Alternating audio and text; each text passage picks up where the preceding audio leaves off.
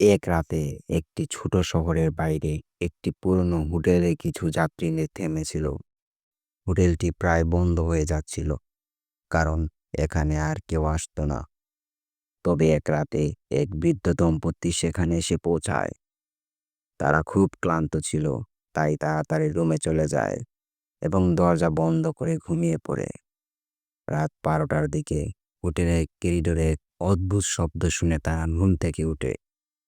প্রথমে তারা ভাবছিল হয়তো এটা পুরনো বিল্ডিং এর শব্দ, কিন্তু যখন শব্দগুলো আরো পরিষ্কার হতে শুরু করলো, তখন তারা বুঝতে পারে এটা একটি মানুষের হাঁটার শব্দ, কিন্তু কেউ সেখানে ছিল না।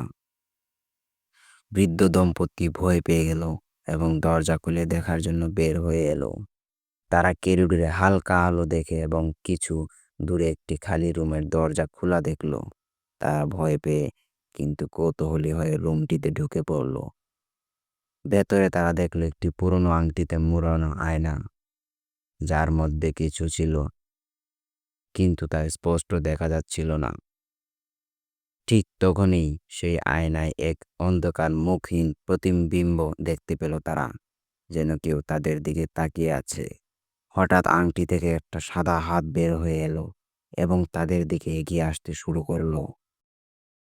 বৃদ্ধ দম্পতি ভয় পেয়ে চিৎকার করে হোটেল থেকে বেরিয়ে এলো, আর তাদের যাওয়ার সময় হোটেলের দরজা আবার বন্ধ হয়ে গেল। পরের দিন সকালে পুলিশ এসে হোটেলটি খোলার চেষ্টা করলে তারা দেখলো হোটেলটি সম্পূর্ণ ভাঙা হয়ে গেছে, যেন গত রাতে কিছুই ছিল না। কোনো ভগ্নাংশ ছিল না। শুধু একটাই জিনিস তারা দেখতে পেল, একটি পুরনো আয়না যার ভেতর ছিল, আর সেই আয়নায় এক সাদা হাতের ছাপ ছিল। আজও সেই আয়না কোথাও পাওয়া যায় না, আর কেউ জানে না হোটেলের এই করিডোরে কে বা কি ছিল।